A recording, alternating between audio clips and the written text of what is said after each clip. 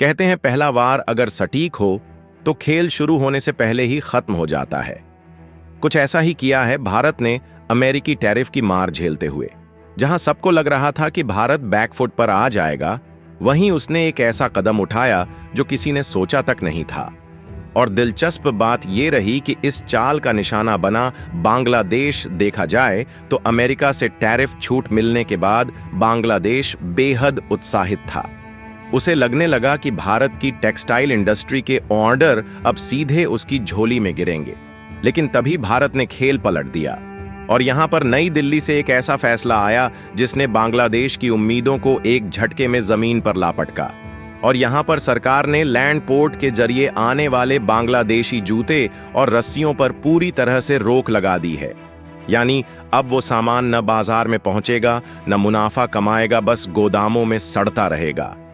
एक ऐसी चाल जिसने सिर्फ बाजी नहीं पलटी, बल्कि अगला कदम उठाने से पहले ही सामने वाले को पसीना ला दिया।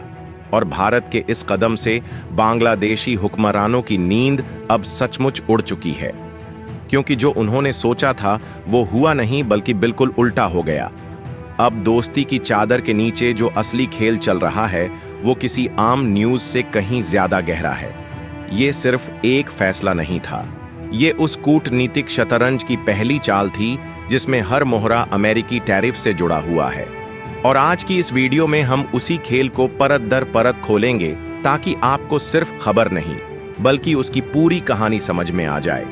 लेकिन आगे बढ़ने से पहले इस वीडियो को एक लाइक करके चैनल को सब्सक्राइब जरूर कर लीजिए, क्योंकि यह आपके लिए सिर्फ 1 सेकंड का काम है, लेकिन इससे हमारी काफी बड़ी मदद होती है। दरअसल सोचने वाली बात यह है, जब ट्रंप सरकार ने भारत के प्रोडक्ट्स पर सीधा 25% इंपोर्ट ड्यूटी थोप दी, तो उससे भारत की बड़ी बड़ी कंपनियों के ऑर्डर धीरे धीरे रद्द होने लगे। और अमेरिकी ब्रांड्स ने एक ही शर्त रखी, या तो अपनी मैन्युफैक्चरिंग अमेरिका में शिफ्ट करो या फिर ये गिरावट झेलते रहो। लेकिन दोस्तों, खेल यहीं खत्म नहीं होता और असली झटका तो अभी बाकी है, क्योंकि अगली ही चाल में अमेरिका और 25% टैरिफ लगाने की तैयारी में है। यानी भारत पर दबाव अब और ज्यादा बढ़ने वाला है। और ये कोई मामूली बात नहीं है, क्योंकि अमेरिका भारत का सबसे बड़ा ट्रेड पार्टनर है और दोनों देशों के बीच हर साल करीब 131 अरब डॉलर का व्यापार होता है। ऐसे में ये दबाव सिर्फ एक पॉलिसी नहीं, बल्कि भारत की पूरी इकोनॉमिक स्ट्रेटजी को झकझोर सकता है। और अब भारत के सामने सवाल बिल्कुल साफ खड़ा है कि इन भारी भरकम टैरिफ का मुकाबला आखिर कैसे किया जाए, क्योंकि भारत ये अच्छे से जानता है कि अगर उसकी कंपनियां अमेरिकी दबाव में आकर वहां प्रोडक्शन शुरू भी कर दें, तो वो भी घाटे का सौदा साबित होगा। क्योंकि अमेरिका में मैन्युफैक्चरिंग का मतलब है ज्यादा लेबर कॉस्ट, ज्यादा टैक्स और ज्यादा ओवरहेड्स। और इन सब का सीधा असर होता है प्रोडक्शन कॉस्ट पर। यानी जो माल टैरिफ से महंगा हो रहा था, अब वो मैन्युफैक्चरिंग कॉस्ट से और महंगा हो जाएगा। और ऐसे में उस प्रोडक्ट का अमेरिकी मार्केट में टिकना नामुमकिन है, क्योंकि न कीमत में कंपटीशन बचता है, न मुनाफे में स्कोप। इसीलिए भारत ने अब अपनी पोजीशन पूरी तरह से साफ कर दी है। हम अपनी कंपनियों को अमेरिका में बिल्कुल भी शिफ्ट नहीं करेंगे, लेकिन सिर्फ मना करना ही काफी नहीं होता। और यहीं पर भारत ने एक स्मार्ट और रणनीतिक चाल चली है। देखा जाए तो सवाल ये नहीं था कि नुकसान हो रहा है, सवाल ये था कि इस नुकसान की भरपाई कहां से और कैसे की जाए।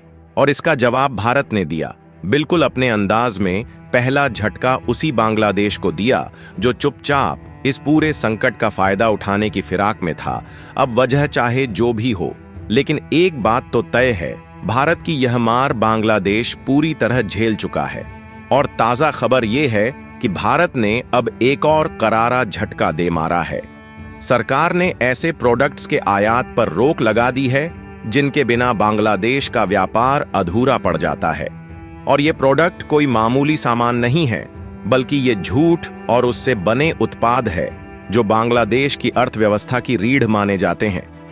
अब चाहे ट्रक हो या ट्रेन, लैंड रूट से भारत में न तो झूठ फैब्रिक आएगा, न प्रोसेस्ड और न ही अनप्रोसेस्ड। और कहानी सिर्फ यहीं खत्म नहीं होती दोस्तों। भारत ने सिर्फ झूठ फैब्रिक ही नहीं, बल्कि उससे जुड़ी हर अहम चीज पर लगाम कस दी है। चाहे वो झूठ की रस्सियां हों, डोरियां हो, बोरे या फिर ठेले जिनका इस्तेमाल खाद, अनाज और सीमेंट जैसे जरूरी सामान को पैक करने में होता है, इन सभी पर भी पूरी तरह से रोक लगा दी गई है। अब जरा सोचिए, भारत हर साल बांग्लादेश से बड़ी मात्रा में झूठ प्रोडक्ट्स खरीदता था, और खासकर वो भी लैंड रूट से। ये कारोबार ज्यादातर पश्चिम बंगाल और नॉर्थ ईस्टर्न बॉर्डर के रास्ते होता था। और चौंकाने वाली बात यह है कि झूठ इंडस्ट्री ही बांग्लादेश की अर्थव्यवस्था की रीढ़ है, जहां लाखों लोगों का रोजगार, उनकी फैक्ट्रियों की रफ्तार, उनके पूरे व्यापार की सांसें, सब कुछ इसी पर टिका है। ऐसे में भारत के एक फैसले ने उनकी फैक्ट्रियों से लेकर फाइनेंशियल सिस्टम तक की नींव हिला दी है। और अगर आपको नहीं पता तो बता दूं, बांग्लादेश को हमेशा भारत का बड़ा ट्रेड पार्टनर माना गया है, लेकिन बीते कुछ सालों में रिश्तों में जो दरार पड़ी है, उसने सिर्फ राजनीति ही नहीं बल्कि दोनों देशों के व्यापार को भी बुरी तरह नीचे खींचा है। अगर हम 2024 के आंकड़ों पर नजर डालें तो भारत का कुल एक्सपोर्ट उस समय करीब $9 बिलियन तक पहुंच चुका था, जबकि बांग्लादेश का भारत की ओर एक्सपोर्ट महज $1 बिलियन तक पहुंच चुका था। लेकिन हाल के महीनों में बांग्लादेश की कुछ नीतिगत हरकतों का भारत ने ठोस जवाब देना शुरू कर दिया है, जहां पहले ट्रांसशिपमेंट की सुविधा पर रोक लगाई गई और अब सीधे झूठ के इंपोर्ट पर प्रतिबंध लगाया। अब सोचिए, इसका असर बांग्लादेश पर कितना भारी पड़ने वाला है। भारत हर साल लगभग $2,66 मिलियन का झूठ और उससे जुड़े उत्पाद खरीदता है, और इसमें से करीब 78% हिस्सा सिर्फ बांग्लादेश से आता है। यानी उनके झूठ उद्योग का एक बड़ा हिस्सा भारत पर ही निर्भर था। जबकि बांग्लादेश का कुल झूठ एक्सपोर्ट लगभग $8,85 मिलियन सालाना है, जिसमें से अकेले भारत 1/3 से भी ज्यादा हिस्सेदारी रखता था। अब जब भारत ने बांग्लादेश के लिए जमीन के रास्ते से होने वाले व्यापार पर रोक लगा दी है, तो जरा सोचिए उनकी हालत क्या होगी। हाँ, पूरी तरह दरवाजा बंद नहीं हुआ है। समुद्री रास्ते यानी नावा शेवा पोर्ट से अब भी सामान आ सकता है, लेकिन बांग्लादेश के लिए ये रास्ता घाटे का सौदा है, क्योंकि समुद्री शिपिंग कॉस्ट काफी ज्यादा होती है। इसका सीधा असर प्रोडक्ट की कीमतों पर पड़ेगा, जिससे भारत में उनकी मांग खुद ब खुद गिर जाएगी। लेकिन भारत का ये कदम सिर्फ कोई राजनीतिक चाल नहीं है, ये अपने किसानों और घरेलू उद्योगों की रक्षा के लिए जरूरी था। असल में बांग्लादेश अपने झूठ उद्योग को भारी सब्सिडी देता है, जिससे उनका माल भारत में बेहद सस्ते दाम पर पहुंचता रहा। भारत ने पहले भी एंटी डंपिंग ड्यूटी लगाई थी, मगर बांग्लादेशी व्यापारी फर्जी पेपर्स, लीगल लूपहोल्स और चालाकियों से बच निकलते रहे, जिसका परिणाम ये हुआ कि भारत में झूठ की कीमतें न्यूनतम समर्थन मूल्य से भी नीचे चली गईं, फैक्ट्रियां बंद होने लगीं और मजदूरों की तनख्वाहें अटक गईं। खासकर पश्चिम बंगाल और बिहार जैसे राज्यों में, जहां लाखों लोग झूठ उद्योग पर निर्भर हैं, उनके लिए पिछले कुछ साल बेहद कठिन रहे हैं। विदेशी माल की बाढ़ और बांग्लादेश से सब्सिडी वाला सस्ता झूठ आने से भारत के घरेलू उद्योग पर गहरी चोट पड़ी।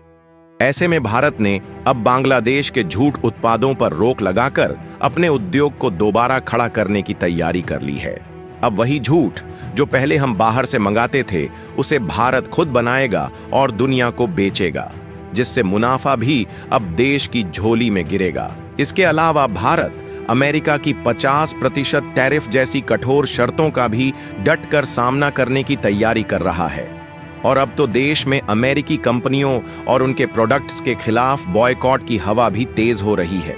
क्या भारत को अमेरिका के सामान का बहिष्कार और जोरदार तरीके से करना चाहिए?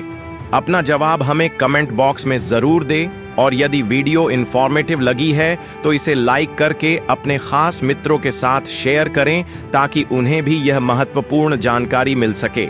और इसी तरह और भी अपडेट्स पाने के लिए चैनल को सब्सक्राइब अवश्य करें। जय हिंद, जय भारत।